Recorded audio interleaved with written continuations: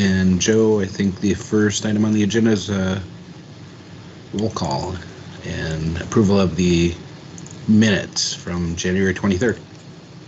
Yep. All right. Anoka County, OJ?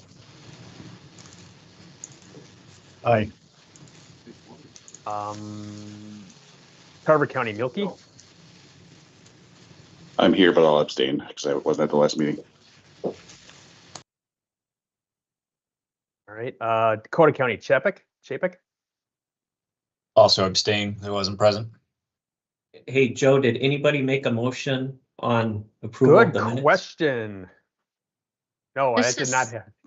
That's Nancy Spooner Walsh. I'll make a motion that we approve the minutes from the, January 23rd meeting. Elaine Kasugas will second. Thank you both. All right, I'm going to start that over. OJ, Anoka County.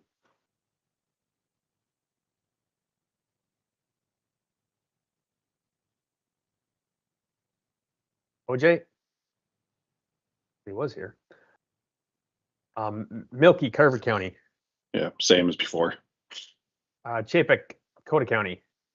Abstain. And now we get into the new people. Buell, Hennepin County. Aye. Rogan Buck, Ramsey County. Jessen, Scott County.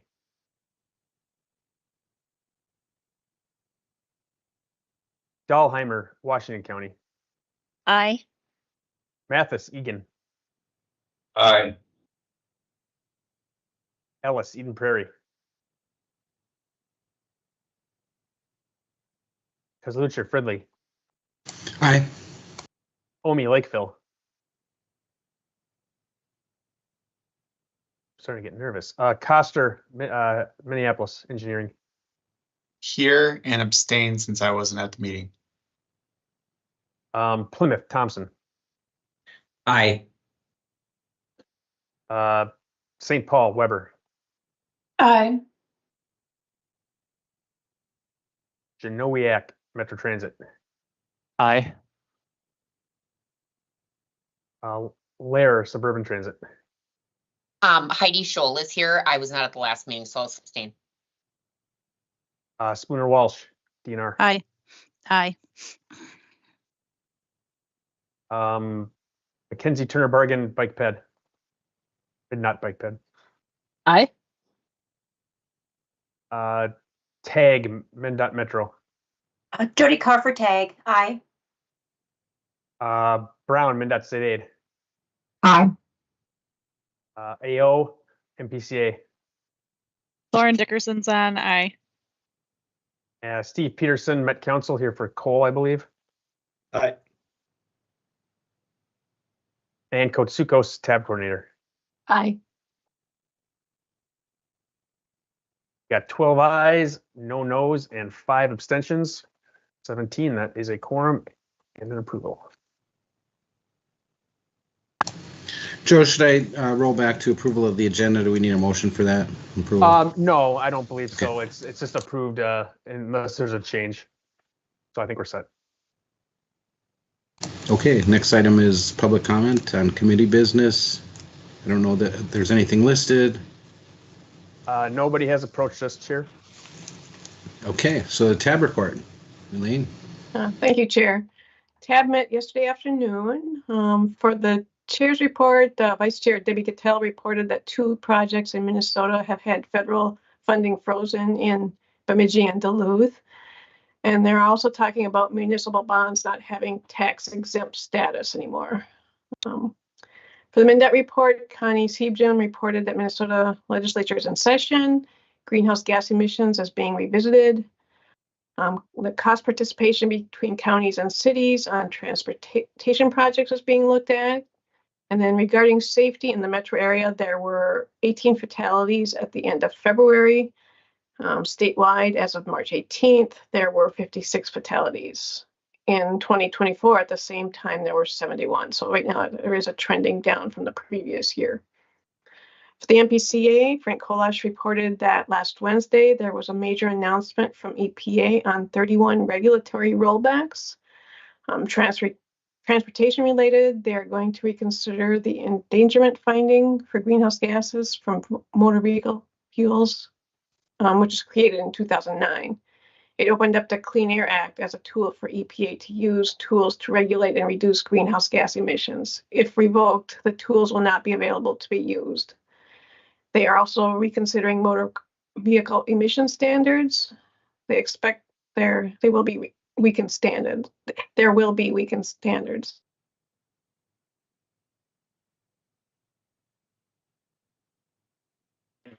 This has also been submitted to Congress for review. They eliminated the 30-year-old Office of Equity and Environmental Justice. They are no longer considering environmental justice in their enforcement actions. Under the Climate Pollution Reduction Act, MPCA is starting to make drawdowns on the Climate Food Systems Grant, and also the Electric School Bus Grant is still in place. So there was a little bit of good news. The Metropolitan Airports Commission report, Carl Crimmins reported that spring break has started. TSA has approximately 45 to 50,000 screenings a day. Terminal 1 has the highest activity between 5 and 9 a.m. and Terminal 2 between 4 and 5 a.m. Passengers can reserve TSA screening time for up to 7 days in advance online. There's also construction joining the two halves of the G concourse called the G infill, but will go through 2028. There are currently 10 international gates on the G concourse. 3 additional international gates will be added, plus 7 for general use. Their aeronautical grants are moving okay because they're formula grants. Their discretionary grants are frozen. Travel is up 5% from last year, except there is lower international travel. For the Metropolitan Council report, Deb Barber reported that the federal funding and grants are proceeding. Projects with federal funding not in an agreement are on hold until they receive further guidance. The council received a TMA certification from FHWA and FTA to continue their work as an MPO. The Gold Line is opening on March 22nd, and this is Transit Employee Appreciation Week. For the Suburban Transit Association, Gary Hansen reported that Maple Grove Transit and Plymouth Metrolink expect draft reports on their joint transit needs assessment study will be ready in April. Southwest Transit reported a 9% increase in ridership over the prior year. They will be starting their 494 fixed route service to the Mall of America Airport by the end of March. MBTA has started will start on March 20th, its seasonal For Fun service. And also MBTA, the City of Burnsville, the National League of Cities, and Enterprise Mobility sponsored a Mobility Matters discussion on public transit partnerships. That was on March 5th. And looking at mobility solutions for accessing transportation and transit options, and microtransit as a solution to suburban access. And then for TAC, Molly McCartney, as the TAC Vice Chair, reported that TAC had not met but was available for questions if there was any on the regional solicitation that was on the information items. There was no business items.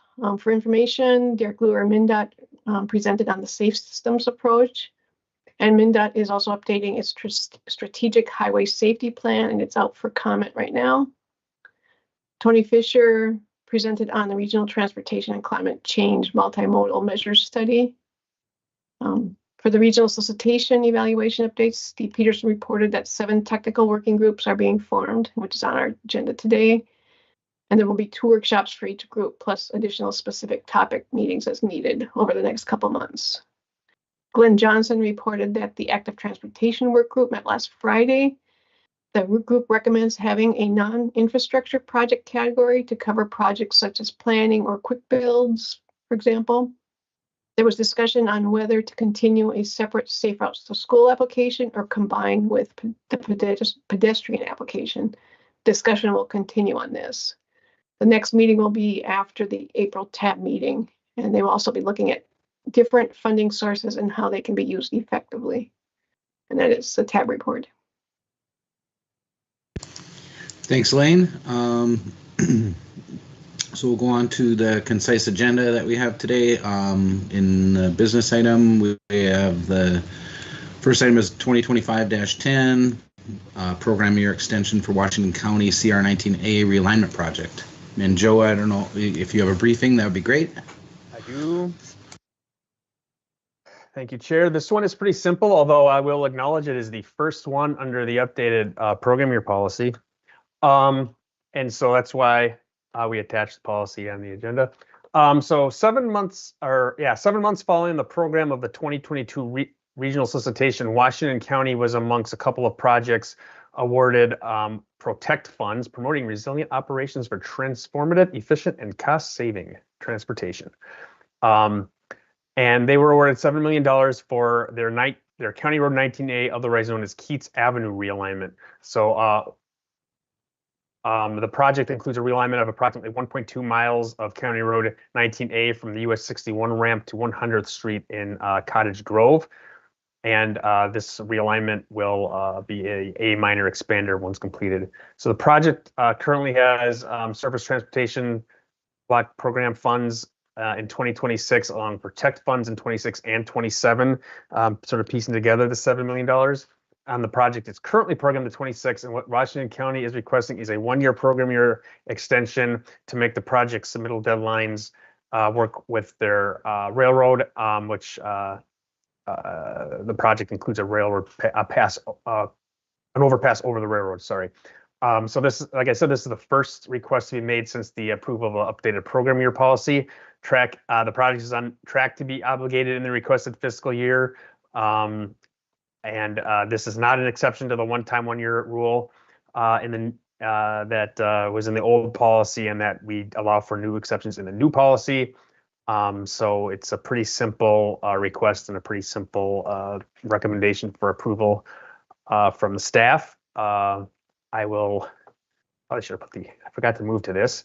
And so I'm going to go down to replace the score sheet, and you can see the questions that are answered. I don't think I'll go through them unless people have questions about them, but basically stating that there's not really any negative externalities for extending the project, and that the project should be ready in 2027 when it's being requested. With that, I would stand for questions, and if anybody from Washington County is here, I don't know if there is, but if there is, perhaps they would be able to answer some as well.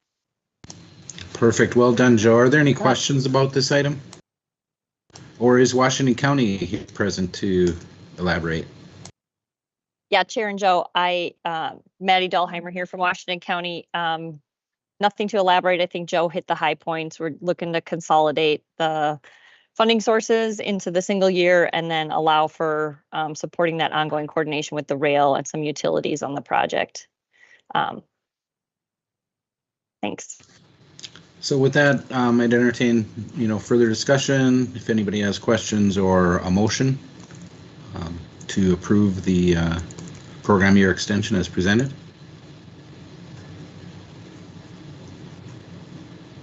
I see Jerry OJ's hand. Yeah, Chair, I have a question in regards to the bridge part of this over the railroad. Is it currently an at-grade crossing, and it's going to be an overpass? Is that what this project entails? Go for it, Maddie. I'm only 90% sure. Thanks, Yep, correct. So it's a current at-grade rail crossing, and the project includes adding that grade-separated crossing. Okay, very good. Thank you. Any other questions? All right, seeing none, I'd entertain that motion to approve as presented. Sure, this is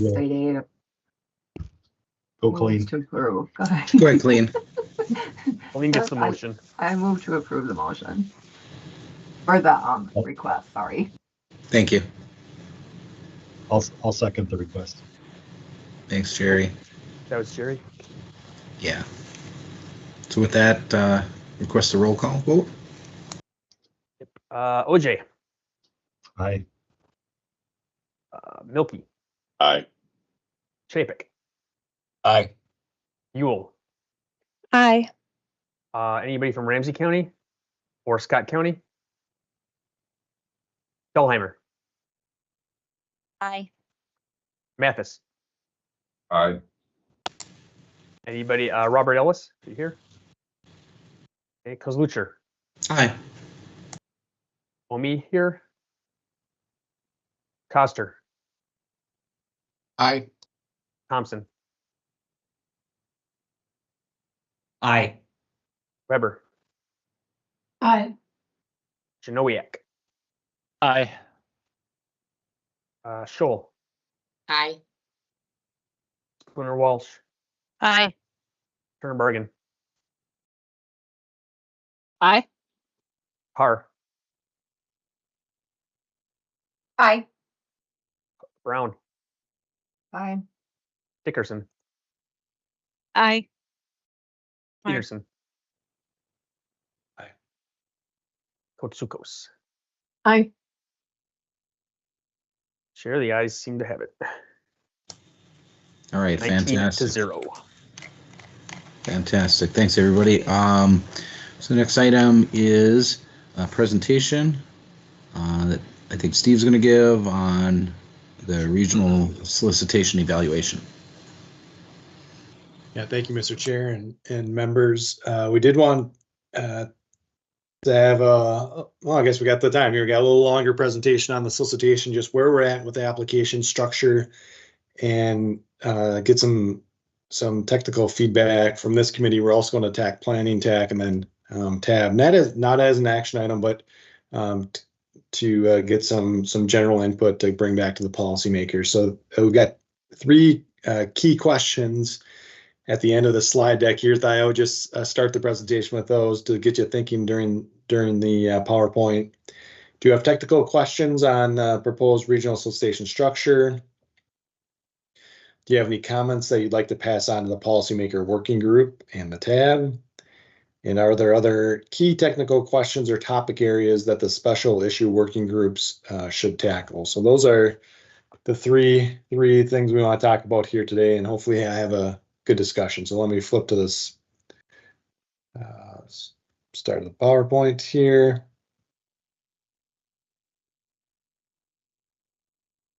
So again, this is an almost 3-year effort called the Regional Solicitation Evaluation, the goal of which is to better align what now is the 2050 Transportation Policy Plan and Imagine 2050 with our funding and where we're putting funding through the regional solicitation process, which is, and again, that's one of the federal requirements for the money, that they are aligned. Here's a graphic of where we're at with the study, and we're kind of in between decision point 1 and decision point 2 as we transition more to the special issue working groups and some of the details that you're more familiar with being technical experts on the solicitation.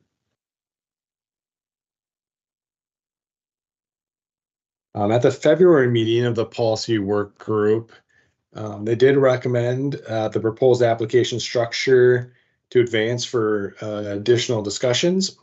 So it wasn't a stamp that this is 100% the way we're going to go, but they did feel comfortable with kind of the approach and the steps we took to get to the application structure, and wanted to get additional feedback on that structure through the committee process. So again, today we're hoping to get discussion on the proposed application structure shown in the blue box there. Okay. So given lots of presentations to usually about two a week here to different groups and subcommittees and working groups. Some of the key takeaways I wanted to bring forward here today: general support for the modal plus hybrid structure, but people did want some flexibility in the final application categories, pending kind of discussions at the special issue working groups. You know, for instance, some of those application categories for technical reasons might need to be split into 2. Others may be combined just as we work through the measure process. that'll become more clear. One of those was what tradition was transit expansion. Should we have a typical kind of fleet expansion, service expansion, and micro transit projects together in one, or should those be separate? That's a good example of something we need to further vet out. A desire for more simplified scoring measures and then sheer number of scoring measures that applicants are asked of. We've heard that. A greater clarity on where projects should apply, because in this new structure, some projects may be able to apply in more than one category, depending on the primary objective of that project. Need to retain flexibility to respond to federal priorities and funding changes. And then lastly, did it add back in a bridge modernization category based on feedback from multiple groups and the policy work group. So this new structure, modal plus structure, was largely developed back in December. We did a policymaker work group, and we did have a table of mostly TAC members that were there too. And most people in the end, when we had them generate what a application structure would look like, develop some sort of hybrid of between modal categories, what we have today, and outcome-based categories that can tie more clearly to the TPP. We'll talk about some of the advantages here after I can show that on the screen. So here's the current structure, which is by mode, and the tab sets the modal funding ranges, as you know, before the application is released, so applicants have a general sense of where the money may go.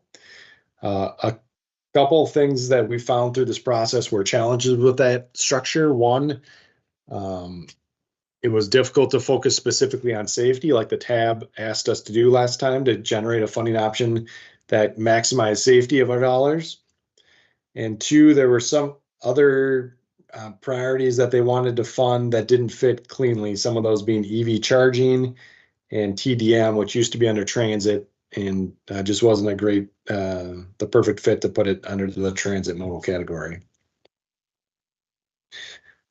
So with that modal structure, we built out from there, and the first of which was some of these new types of projects and objectives that the tab wanted to fund. So that's where you see a new category of environment that would encapsulate application these boxes are proposed application categories: EV charging, travel demand management, TDM, and one for stormwater improvements and flood mitigation.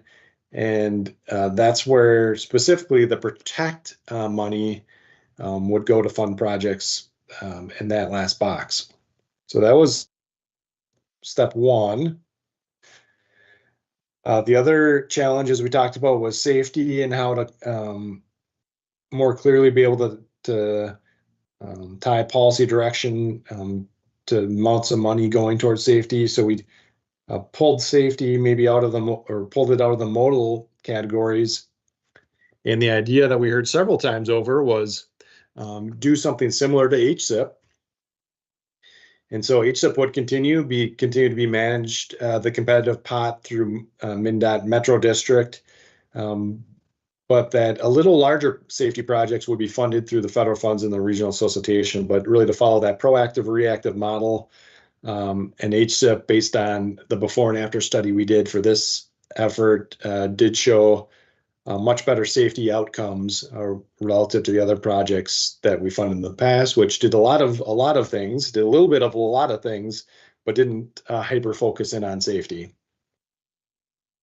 Then the last piece to note, well, maybe a couple things while I got the slide up right now. So these are, you can see at the top are the 5 goal areas: safety, dynamic resilient environment, which is a compilation of natural systems and climate. And then the last 5th goal area is at the bottom. Our region is equitable and inclusive. And so far, what we've heard from policymakers is that shouldn't be a standalone application category, but rather should continue to be a scoring measure like it is today. The last change, and since this PowerPoint was put online and sent out with the agenda, is in the bicycle pedestrian category. The fourth category down is new, and we'll update the slide deck online here. But the active transportation work group met last Friday.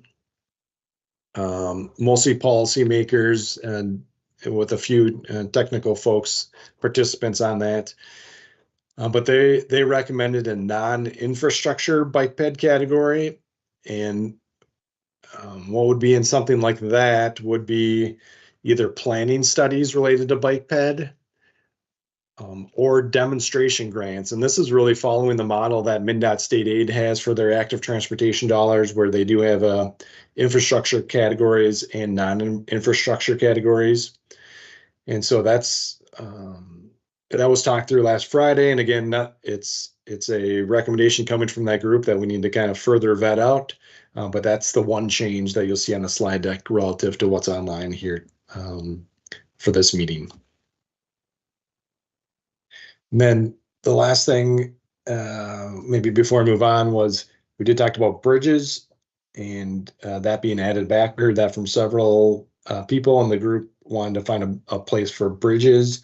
So that's now under the roadways category versus being coupled in with roadway modernization like we showed in the past. Okay, moving on here. So then that decision point 2 from the earlier slides was to start the special issue working groups, getting into the technical details such as project eligibility, criteria, measures, qualifying requirements, and what's the most favored for some people, the maximum and minimums of each application category.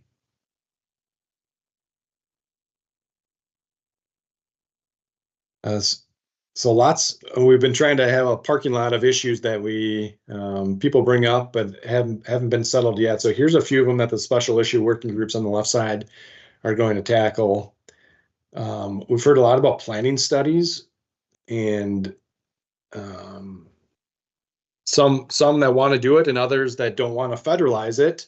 Again, we do have the active transportation regional sales tax dollars that would be non-federal, but we've heard kind of people on both sides of whether they want to fund planning studies just because it's tough to federalize a small planning study. If you did it with the federal funds, but it's got to be kind of further talked about with the special issue working groups. How do you consider geographic balance? More from a technical perspective, we have a few of the rules right now, like the A minor arterial rule or the transit new market guarantee, that does help with geographic balance. And so that's what I'd say maybe from a technical perspective, we'd like to talk about. How do you integrate regional transportation or active transportation funding? I think that's that's a challenge that we're going to have to overcome, how to think about federal funding for bike ped and this regional active transportation funding.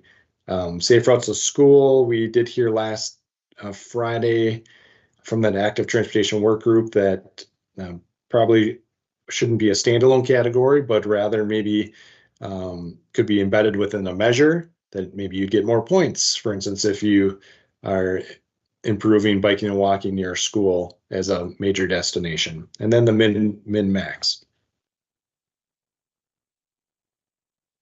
So here's the 7 special issue working groups that we're establishing. Hopefully emails will go out tomorrow or Monday for most of those. So thank you for volunteering. Again, this was sent to TAC funding and programming, TAC planning, our working groups for transit and bike ped, and then a few others that were committee members on various other studies that the council has. I think, and then, maybe sprinkling of a few other folks, but safety, bike ped, transit, roadway, climate and electric vehicle, TDM and equity are the 7.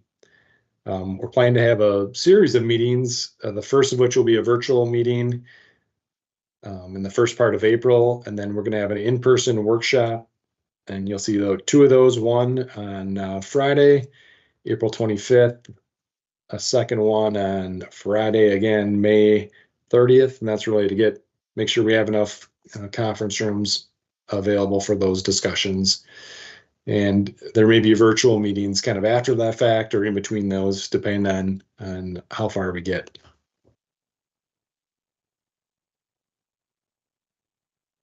And this kind of goes through some of the same topics I just mentioned.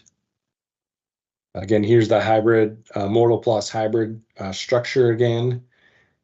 And lastly, going back to those questions, Mr. Chair, do you have technical questions about the structure?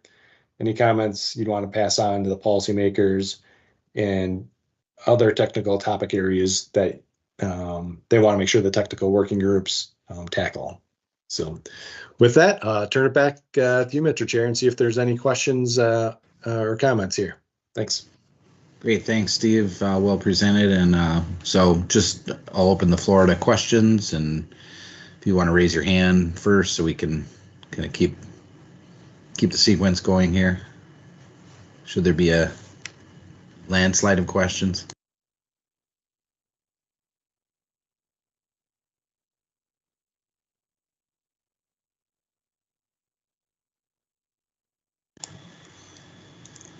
I guess I have one question relating to the committees, Steve, while we're waiting for folks to put their thoughts together. Fill out on the committees at this point. Is there, do you, guess I'm willing to solicit for, filling those up if you don't have enough volunteers at this point. Yeah, thanks, Mr. Chair. We're looking for 8 to 12 people on each of those 7 committees, and I would say we have 12 to 14 or 15 on each of those at the moment. So we probably have, or we do have enough people, and we did meet before this earlier today here to walk through. And some things we were looking for from a staff perspective was kind of a geographic balance of different opinions, expertise in that area, some connection back to our technical steering committee or these committees that know something about the regional solicitation too. And so that's kind of the eye we looked at the committee structure this morning at, but I think we do have enough people as it sits right now. Thanks. All right, thanks. So Steve, you had a question? Steve Janowiak? Thanks, Chair. This is Scott Janowiak. Steve, I apologize if you missed this in the presentation, but being from Metro Transit, I'm looking at the Metro Transit or the transit category. Is the transit customer experience language there functionally equivalent to what was transit modernization? And I guess my own follow-up there is, would that preserve, do we think that could preserve eligibility for what have been sometimes support facilities-based projects in that modernization category? Thanks. Yeah, thanks, Mr. Chair and Scott. Good question. I would say that would be equivalent to what was transit modernization. The support facilities, we've asked that a few times to the transit technical working group. Maybe you're in some of those meetings, and I think we still need to kind of nail that down. If it's kind of pure customer base or customer side projects, upgrading bus stops, transit stations, or other support facilities like bus garages that maybe are that are indirectly kind of help customers, obviously for your operations, are eligible. Yep. Do you have an opinion on that, or? No, just not at the moment. I kind of share your questions there at the end. The language of transit customer experience. Obviously, there's there's a direct interpretation of customer experience and then an indirect interpretation, and understood conversations to have. But I don't think I have an opinion per se to share at this time. Just curious about the spirit of that transit customer experience and if it was similar to the modernization category. Thanks. Yeah, I would say the customer experience, kind of the customer facing improvements would probably have a closer tie back to the TPP as written. But what we heard from some transit providers was, well, it can help us, a better garage can help us with kind of the circulation of the buses and getting them back out there, and maybe EV charging or charging within our bus garages, and all these things kind of help the system. Yeah. Yep. Understood. Thanks. Good question. Emily from Hennepin County, you had a question. Yeah, thank you, Chair. Just a thought looking at this. I know Safe Routes to School has come up, and thinking about the kinds of data that goes into a lot of the Safe Routes to School plans, thinking about a lot of school surveys and observations and field walks and things like that. Just putting it out there that it may potentially, thinking that that might score a little bit better on the local pedestrian network side, rather than maybe it wouldn't score as well on the safety category there against other like reactive safety projects. So just wanted to put that out there as a thought. And then it's good to see bridges under roadway there. I was wondering if you could clarify if that includes both rehab and replacement projects for bridges, or if that has not been hashed out yet. Yeah, thanks, Mr. Chair and Emily for the question. Second one first. I don't think we've talked about that in the past. Both bridge rehab and replacement was funded, and there was, there's kind of minimums that you have to meet with federal funding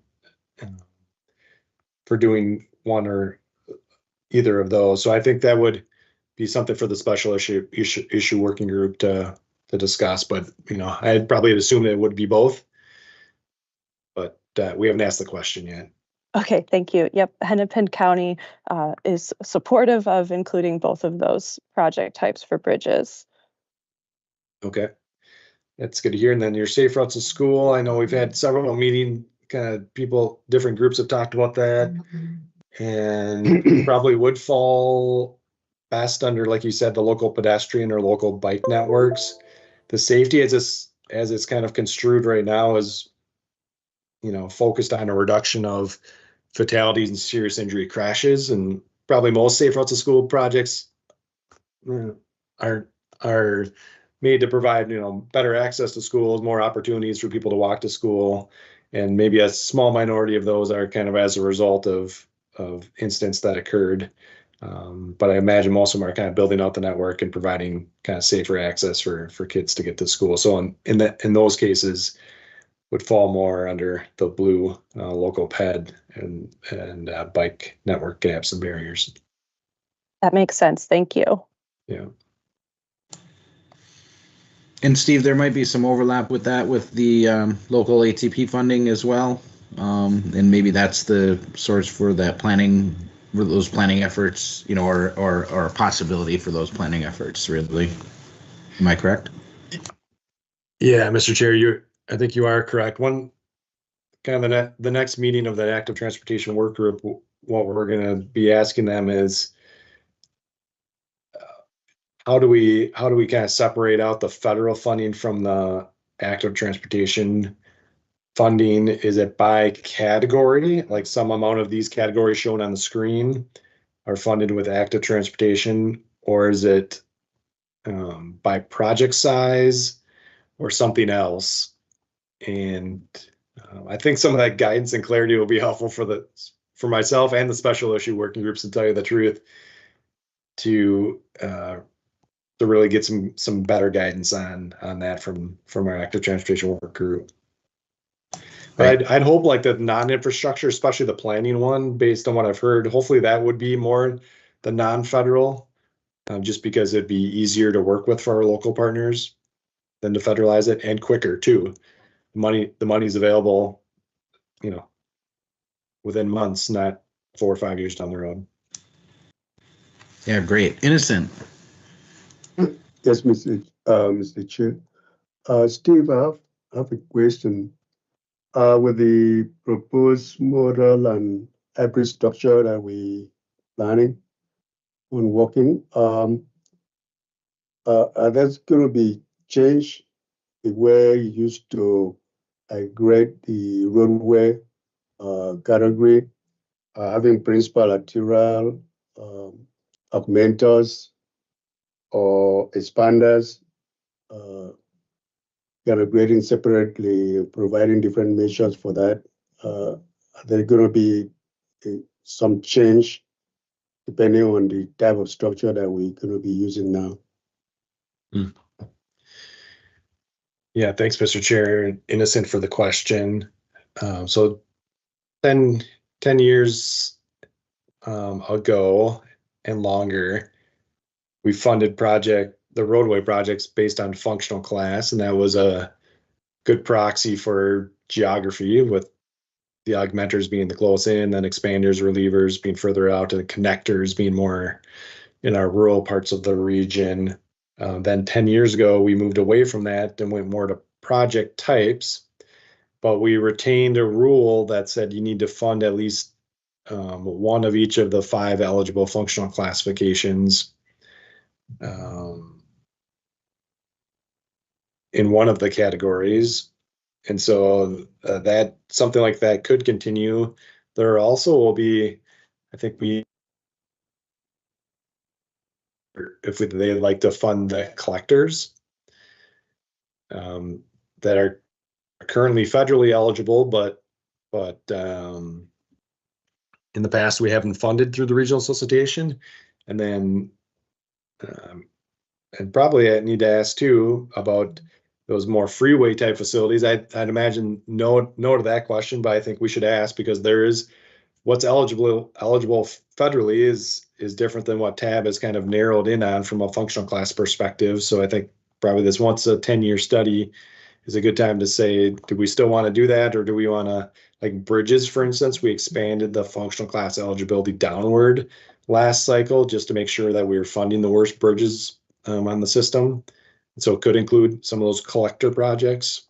So was that your question, Innocent, or I don't know if I was getting to the heart of what you're asking there, but. Yeah, that's what I was asking. Yeah, okay. That's a really great question.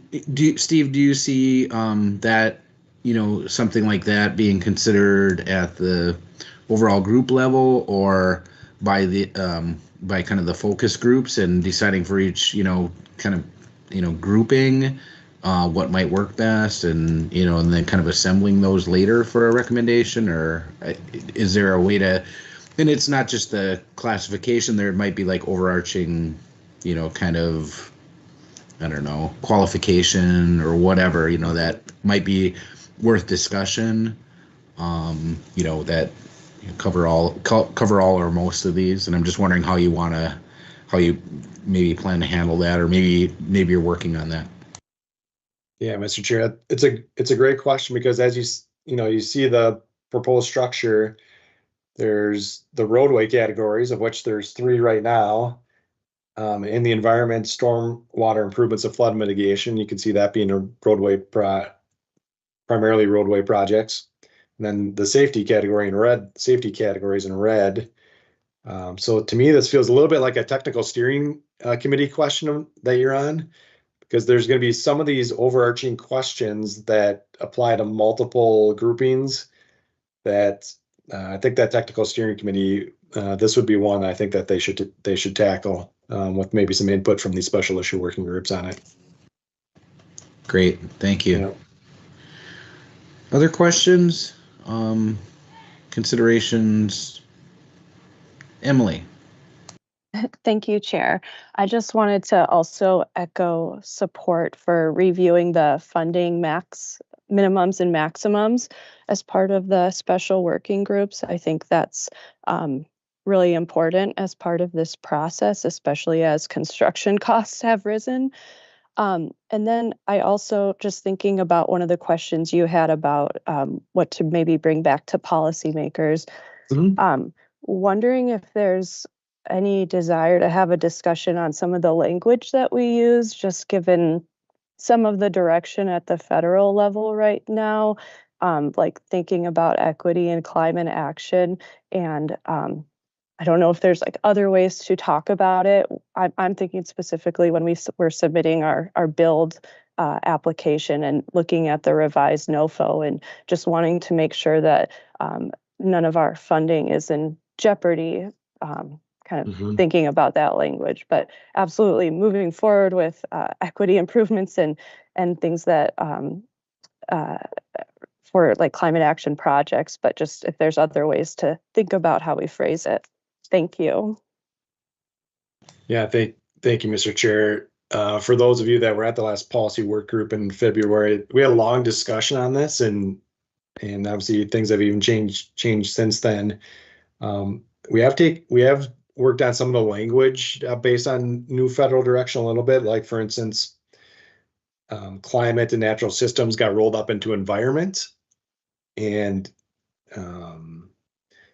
that equity, which isn't an application category as currently shown, we may need to have some discussions on whether that kind of remains as such or something similar.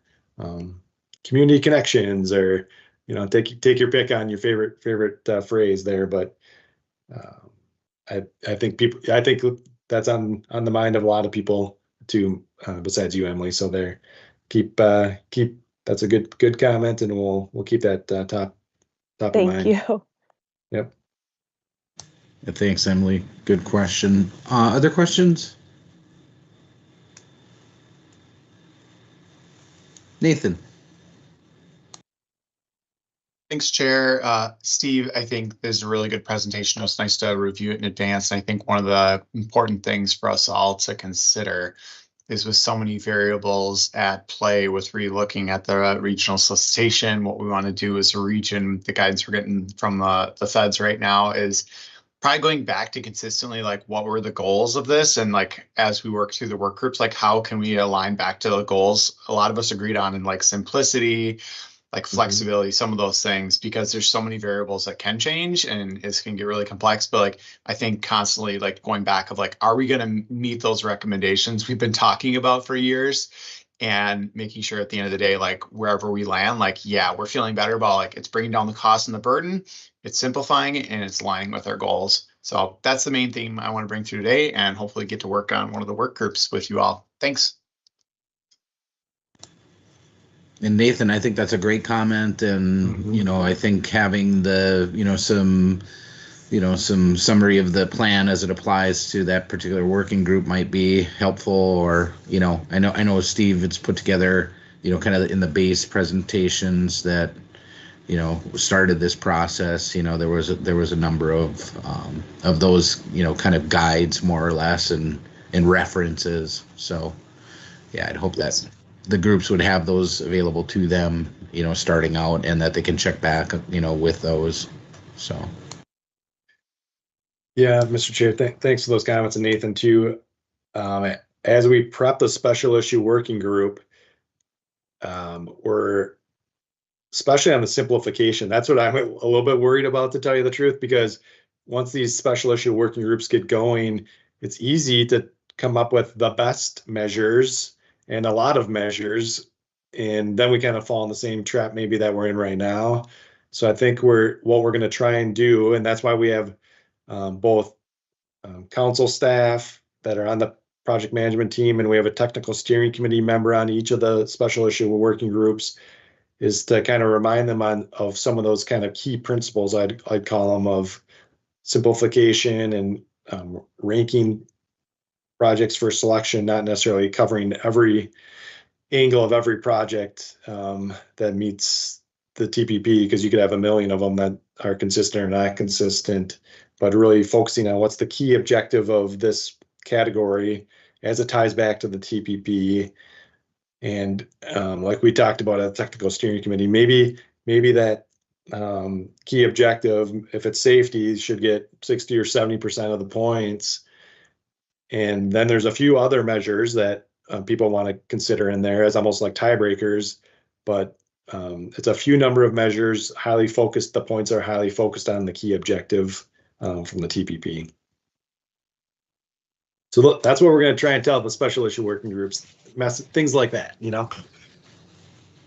I think that's it. You know, I think that's you're absolutely right. The trap is, you know, overanalyzing how this will work, and you know how, you know, you get back to you go to the end game and you're in the scoring committee and you're trying to figure out like, but I don't think all those questions need to be answered either. And I like the idea of, you know, kind of just listing some of those options for tiebreakers, or beyond, you know, the basic goals of the plan. You know, what other things might be considered, and simply, you know, maybe that's not quantified, you know, in any particular fashion, but gives an opportunity to build, you know, then maybe that structure for, you know, prioritizing the projects. You're talking about a scoring measure versus something that's required to be completed but not scored, that shows you're consistent with the plan in some way. Is that what you're?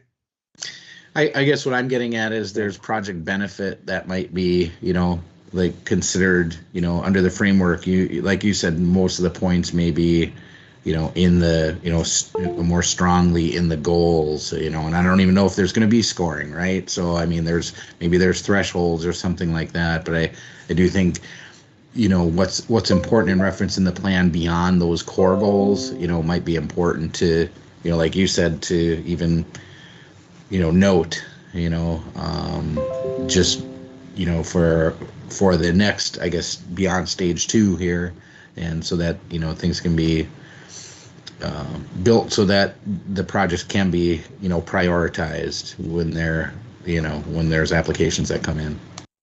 Yeah. Okay. Yeah. Thanks. And then Michael had a question or hand up. Yeah. Thank you, Mr. Chair. Steve, you might have covered this, but are we still going to be funding out of this pot of money the travel behavior inventory, and then also like unique or special projects? Was that discussed at all? Yeah, thank you, Mr. Chair and Michael. So we have not discussed that with the policymaker work group. The travel behavior inventory, that was in the regional model, was something that TAB made I think it was a 10-year commitment to, roughly 10 years ago, that they were going to fund a third of those project costs, with a third coming from the Met Council and a third coming from MnDOT. And again, that's small dollars, you know, it was $1 million to 1.4 million. So we did set aside money if TAB wants to continue that for the travel behavior inventory. Unique projects, we did not set aside money last cycle because, remember, we saved money and because there were more near-term projects. So under this structure, I do not think that unique projects would survive, because hopefully we've got enough application categories that people will be able to find a place for car sharing, and other kind of more unique projects. And especially if we have something for planning too, we got a lot of planning projects that went under unique. So that's just off the top of my head what I'm thinking. Like I said, we haven't brought that question to the policymakers yet either. Do you have an opinion on that, or? Oh, no, yeah, I mean, I never really liked it, but because it was just kind of unknown what it would be used on. So again, just a question, maybe it's better that you haven't brought it up, but I was just curious. Thank you, Stephen, Mr. Chair, appreciate it. Yep. What was that for, both unique projects and the travel behavior inventory, or just one of the two that you like, or that you don't like it? You know, I support good data, so that's my opinion. So I mean, if it's paying for a share of it and there's been a commitment, you know, who am I as a committee member to say that's not a good investment? So from everything I've heard, it's worthwhile to collect that information. So I think just the unique projects is the one that I wasn't very supportive of. Yeah, and I think, Michael, I'll just, kind of piggyback on your comments, and part of that, unique projects was that the structure was just really kind of, a little bit clunky in the way it was, I think staff did a good job, and I think the scoring groups and the, TAC and TAB did a good job trying to prioritize, but it just wasn't set up for those kinds of things. So, I guess I welcome that, this structure may be a little more loose and may, accommodate those projects a little bit better. Yeah. Any other questions?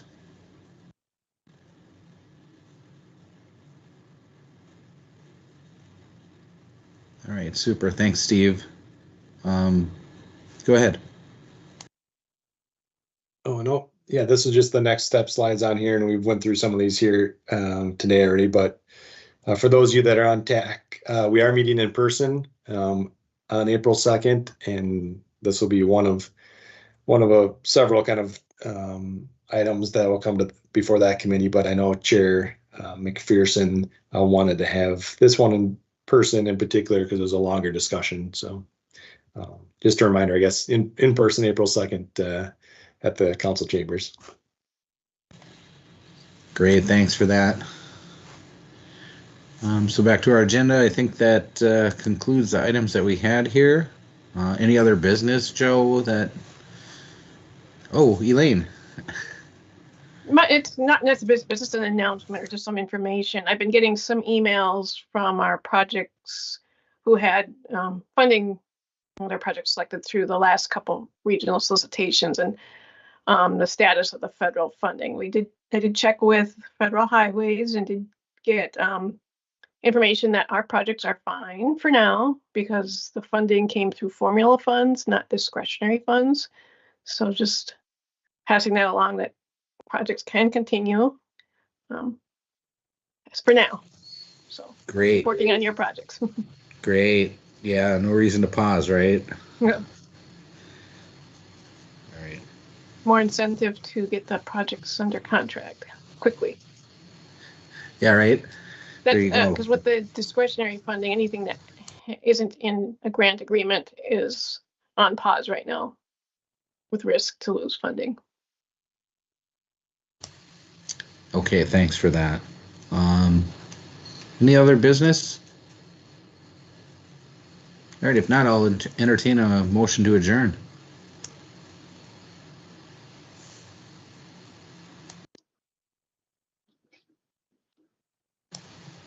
Jerry, Jerry, are you there? Yeah, I am. I came off of mute. I'll make a motion to adjourn. Thanks. I'll second. Elaine Katsuko second. Thanks, Elaine. All right, we'll see everybody April 2nd. Thanks. Thank you. Thank you.